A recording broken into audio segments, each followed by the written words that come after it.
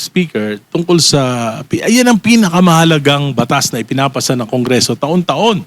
Eh kung isang ordinaryong congressman may pakialam, hindi lalo na yung Speaker, ano to parang yung mga tao, yung mamamayang Pilipino, talaga naghahanap ng katarungan dito sa nangyaring pinakamalaking nakawan na ito, na talaga naman nagpahirap sa bayan, nagpabagsak ng ating ekonomiya.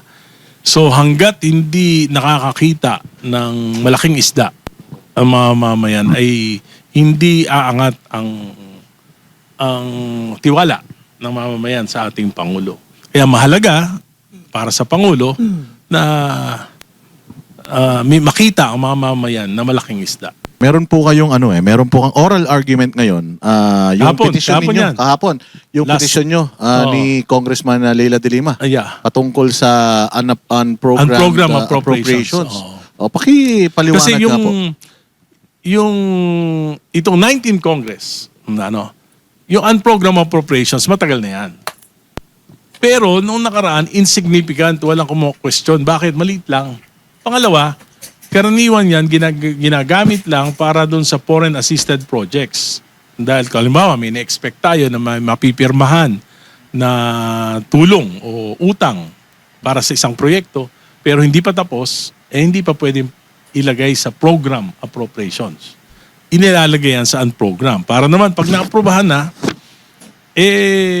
merong appropriations cover. Kasi hindi ka pwedeng gumasta ng anumang salapi ng bayan kung walang appropriations cover na inaprobahan ng Kongreso.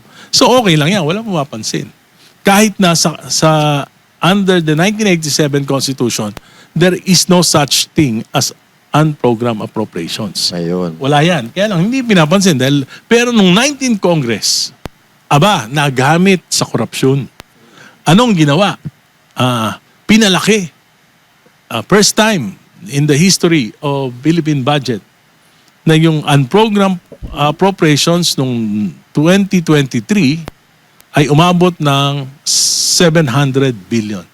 2024, 800 billion. At nitong huli, 2025, 300 plus billion. Paano ginamit ito? May sinubmit na budget ang Pangulo. Pagkatapos, ginawa ng Kongreso, lalo na sa Bicameral Conference Committee, yung mga program, mga pinag-aralang proyekto, inalis. Inilagay sa unprogram. Ibig sabihin na unprogram, wala pang tiyak na pagkukunan ng pondo. Pinalitan ng mga flood control, mga cat's eye, mga highway rail, yung mga proyekto na malaki ang tongpats, yung mga proyekto na pwedeng ghost projects. So yan, dun inilagay yan. Kaya ano nangyari? Dahil inalisan ng 2024, inalisan ng 250 billion para sa mga foreign assisted projects at 150 billion noong 2025, yung halimbawa yung Metro Subway, dapat yan matatapos 2028. Tinanggalan nila ng pondo sa program, nilagay nila sa unprogram. Pinalitan na naman nila ng mga flood control. Ano nangyari? So hindi na pondohan, hindi ma-release yung foreign loan, kaya nangyari, madidelay yung Metro Subway na dapat matatapos ng 2028, ngayon 2032 na. So opportunity lost para sa mga Pilipino. Pero ang pinakamalaking dagok niyan, may penalty, may commitment fee, at dahil tatagal, may escalation cost. Tinanong ko mismo sa Department of Transportation, tinanong ko, magkano ang itataas? 20%. 400 plus billion yung Metro Subway, so madadagdagan yan ng almost 90 billion additional cost. Dahil lang dun sa mga... Yung Clark to Calamba, elevated railway ng PNR, 800 plus billion yan. Madidelay ng 3 years. So anong ibig sabihin yan? 20% ang i-increase. So 800 billion. So 170 billion yung masasayang. 170 plus 90. Tapos na sana lahat ng backlog sa classroom. Mas penalty pa. So yun, kasama yun. So yan yung nagamit. Kaya sabi ko, panahon na para ito ay questionin sa Supreme Court. At natutuwa naman ako, I'm very confident, sinabi naman na kahapon sa oral argument, sinabi ng isang maestrado na I hate unprogrammed appropriations. Bakit? Kasi kung ito for emergency, meron namang kung halimbawa may additional na income, pwede naman gumawa ng special appropriations, ipapasa uli ng Kongreso.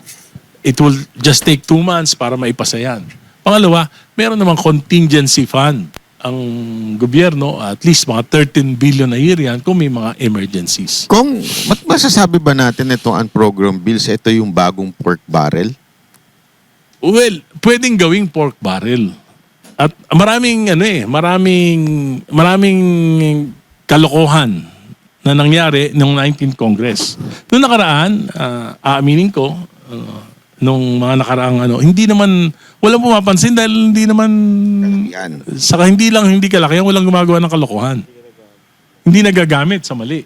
Ngayon lang, 19th Congress, 2023, 2024, 2025. Pero, so kung sinasabi ninyo, umakyat ito during the BICAM.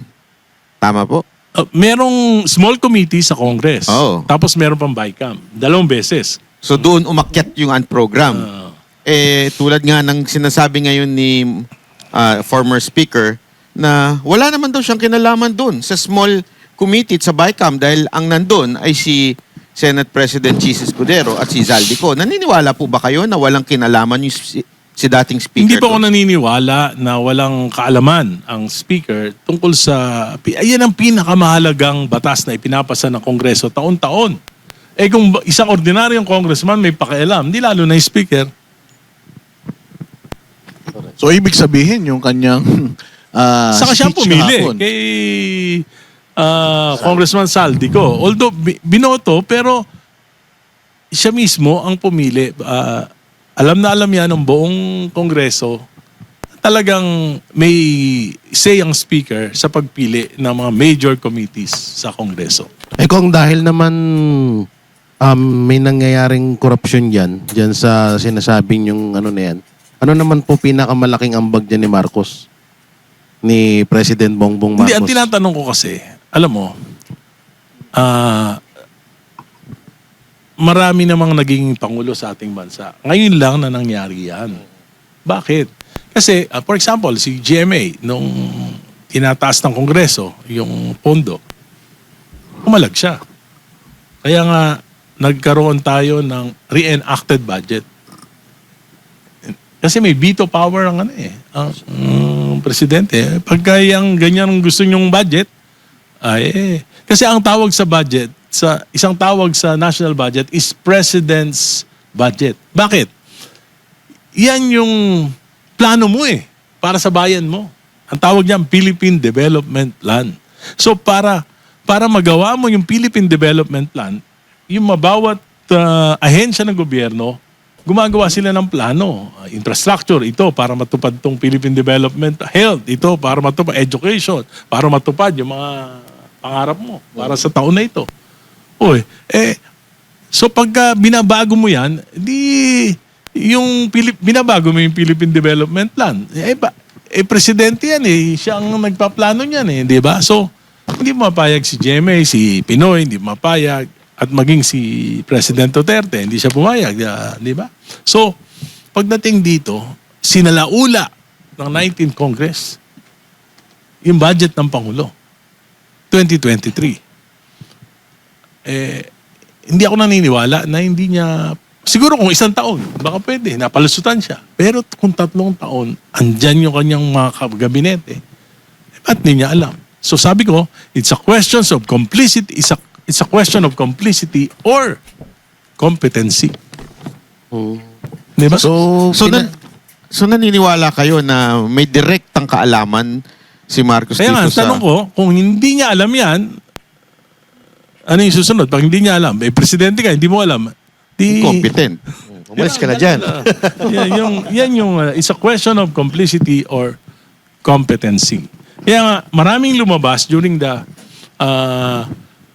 oral arguments yesterday sa Supreme Court. May, for example, ang pumipirma lang sa release ng SARO sa mga unprogrammed funds, yung sinabi ng Solicitor General na ano lang daw, yung Secretary of DBM. Kaya doon lahat nakapirma. May kopya ako lahat, nakapirma yung secretary. Pero meron din provision na dapat yan aprobahan ng presidente for at least for 2024 national budget. Parang hindi nasunod yun. So, marami talaga. Medyo nagulo itong pagbabudget ng 3 taon because of this unprogrammed Pero appropriations. kung di ba meron tayong EU dyan na dapat yung presidente ang pipirma pag-release ng Pero unprogrammed? tinanggal yun noong 2025. Bakit kaya? Anong Hindi ko palagay alam, nyo? Ba't hindi ko alam. tinanggal? Hindi ko alam. Siguro para mawala ng responsibilidad yung presidente, legal responsibility. Pero sabi ko nga, hindi naman pwedeng the secretary of the alter ego lang siya eh. So hindi dapat lahat ng pondo na i-release ng DBM, lalo na sa program appropriations, dapat may pagpayag ang Pangulo. Sino po ang nagtanggal nun, Kong? May tinanggal yun sa special provision ng GAA 2025. So naalala ko kung nakakalimutan lang kasi ng tao yung sa Maharlika Fund tsaka itong sa PhilHealth. Parang nabalitaan natin ito yung ginamit Hindi Maharlika Fund. Yung PDIC 107 billion saka yung 60 billion ng PhilHealth. Yun ay dahil wala namang pagkunan ng pondo, ginawa nila na revenue yon, source of revenue. At ginamit nila para sa mga proyekto. At nakita ko sa program appropriations, marami yung napondohan ng PhilHealth at ng PDIC ng mga flood control, mga proyekto. Ano pong sinasuggest ninyo doon sa inyong petition sa Supreme Court? And I-declare na unconstitutional yung unprogrammed appropriations dahil meron namang paraan na kung sakasakali may excess na income at may mahigpit na pangangailangan, magpasa na lang ng special appropriations o kaya gamitin na lang yung contingency fund. so totally scrap natin yun. Pag na-declare ng Supreme Court, wala na yun. Kaya nga mahalaga na ma-desisyonan to before the 2027 budget na mapag-usapan ng Kongreso para kung sa ganun, wala na talaga yan. Sa kaalaman ng mga kababayan natin, kung ano ang magiging benepisyo ng masang Pilipino dito sa inyong petisyon? Well, ang sinasabi nila kasi, ang dahilan ng unprogrammed appropriations para daw mapadali. Ibig sabihin, convenience. Pero sabi ko, yung safeguard is more important than convenience. So sa tingin nyo Kong, bilang kongresista, dito ba nanggagaling sa unprogrammed appropriation yung karamihan sa nakukurap na pera ng taong bayan? Nitong 3 taon, nitong 2023, 24, 25, marami po galing doon. Paano sa 2020? 2026 po, nabantayan namin eh. Nandun po ako. Okay na po siya. Kung di ba Meron pa rin, pero yun nga, kaya kinestyon ko, meron pa rin 150 billion, pero hindi masyadong controversial ngayon. Pero sabi ko nga, kahit hindi controversial ngayon yan, paano sa susunod na taon? Kung sa susunod na taon, kung tahimik na, walang gano'ng nagbabantay. Kaya mabuti pa, ngayon pa lang, matuldo ka na yan. kung sabi mo sa isang interview mo, mas malaki yung 2024 na nakurakot kaysa sa 2025. Paano Ang sabi ko, nangyari? 2024 is more corrupt than the 2025 budget. Kasi nga, mas malaki yung unprogrammed appropriations doon. Pero parang ang lumalabas 2025 no? Kasi yun doon nabuko eh. Hindi na pag-aralan pa yung 2024, 2023. Nung pinag-aralan ko, nakita ko, ang 2024 ang pinakamalaking dagok sa bansang Pilipinas. Punta tayo kung sa mainit na issue, itong latest na speech ni Speaker Romualdez, dating Speaker Romualdez. Anong inyong reaction nung una nyong napanood itong speech ni Speaker Romualdez? So pumayat siya. Hindi, ang tingin ko, ang sinasabi niya, parang dahil sinabi nga na ni Ombudsman Remulla na kakasuhan nila ng plunder, parang sinasabi niya, hindi ako mastermind. At ayoko na akong gawin yung scapegoat. And I will not go down alone. Sama-sama sila. Sama-sama tayo. So may pag-amin yun, Kong? Hindi ko alam. Directly. Pero, siguro, hayaan na natin sa imagination ng lahat yung kanilang yung Pero ibig kung may sabihin. tanong ako, Pero ibig sabihin, kasi ang problema talaga, maraming pinapangako si Presidente na hindi niya natutupad. Di ba, una sabi niya, pa-imbestigahan niya talaga, so binuo niya yung ICI, Independent Commission for Infrastructure. Magaling si Babe Singson, magaling si Pajardo, nag-resign. Hindi na ponduan. At ang pinakamahalaga na report dapat ng ICI, hindi lang kung sino yung mga nagkasala. Ang pinakamahalaga doon, ano yung proseso na nangyari kung bakit umabot sa ganito yung korupsyon. Kasi kung nakita yung proseso na pag-aralan at nagbigay ng recommendations kung paano para hindi na maulit ito, maganda sana. Pero hanggang ngayon, hindi natin alam kung ano naging silbi nung ICI. Pangalawa, sinabi niya, priority legislation niya, yung Independent Commission. Isa nga ako sa author ng Independent Commission for Infrastructure. Corruption in Infrastructure. So, minadali yan dahil sabi niya, priorities. Minadali namin yan. Nag-overtime kami, naipasa namin sa committee. Tapos biglang hininto. Maski si Senator Soto, sabi niya, ipapasa ng Senado. Biglang nahinto. Pero Diba? kung Pangatlo, sabi niya, yung political reforms. Ako yung unang-unang nagsalita sa Kongreso na ang pinakamalaking dapat na gawin ng Pangulo para mahinto ito, political reforms. Yung prosecution ng mga offenders, may legal na proseso yan. Matagal na yan. Matagal yang gawin. Due process. Pero, dahil nangyari yan, may utang ang Pangulo sa bayan na magkaroon ng mga reforma. At sinabi ko nga, isa sa mga reforma na isang dahilan ng korupsyon, yung anti-political dynasty. So, prioritize niya rin. Di ba? Sinabi niya, priority. Priority. Pagkatapos, nag-file yung anak niya ng hoax, anti-political, hindi naman anti-political yun eh. Ano yun? Pro-political dynasty. Institutionalizing political dynasties. Kaya, sabi ko, marami siyang pangako na hindi niya natutupad. Sabi niya, magpapakulong siya December. Walang nangyari. Ngayon, nagsalita si Ombudsman Remulla, May. Lapit na yung May.